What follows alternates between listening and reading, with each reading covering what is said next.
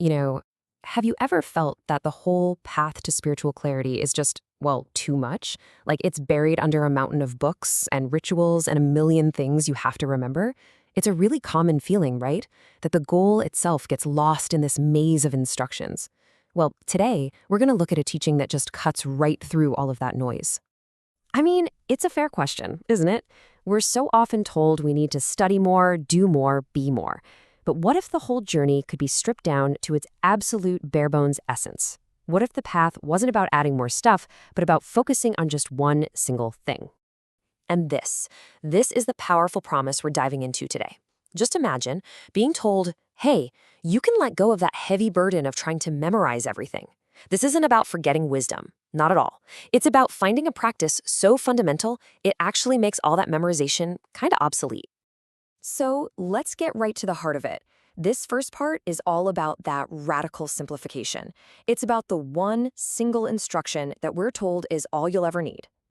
And there it is. That's it. That's the entire teaching. It's not a library of books. It's not some complex philosophy. It's just a simple, direct command. Keep your mind with your breath. Doesn't matter if you're sick or old, healthy, or even facing death. This is the one constant. So how do we actually do that? Okay, so let's get practical. If the whole teaching is just to know the breath, what does the method actually look like?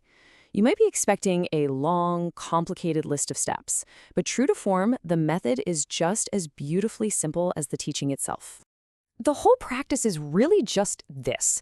Step 1, that's your job, stay with the breath. And step 2, that's the entire course correction manual. Because let's be honest, your mind is going to wander. And when it does, the instruction isn't to beat yourself up or fight it. It's just to simply let go of whatever that distraction is and come back. And that's literally it. There's no step 3. This simple little loop, focusing and then returning, is presented as the whole journey.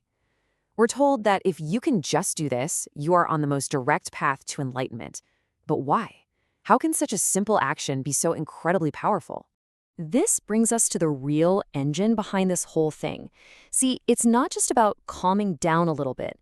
It's about what's actually happening in the very moment that you are consciously with your breath. The effects are supposed to be instantaneous and really, really profound. Now, this is a super important distinction. The source basically says that even if you're a forgetful or distracted person in your day-to-day life, in the exact moment you are aware of your breath, you cannot be called someone who lacks mindfulness. The act of knowing the breath is the state of being mindful by its very definition. And just look at what gets packed into that one single moment of awareness. You're actively burning away mental impurities like greed and anger. You're practicing with real diligence. You possess mindfulness, and you have full awareness. All of that is happening at the same time, just from knowing the breath. And the claims, believe it or not, expand even further from here. This practice is presented as the ultimate solution, a kind of universal cure-all. So, this practice has a formal name, anapanasati, and our source describes it as a panacea.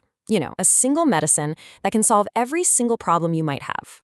One practice, one focus, one cure. This is the ultimate distillation of the path. It reveals the single powerful tool that is, of course, always available to you. So just how far does this incredible claim go? Well, this might be the most astonishing claim of them all.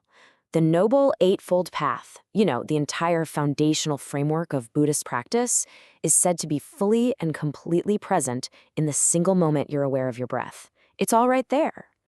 So if this one practice contains everything, what does that make the person who dwells in it? Well, the source describes it not just as a practice, but as an exalted place to be. To practice mindfulness of breathing is to live in the same state as the most exalted beings. It's called the dwelling place of the noble ones, the home of the enlightened one, and the abode of the highest spiritual beings.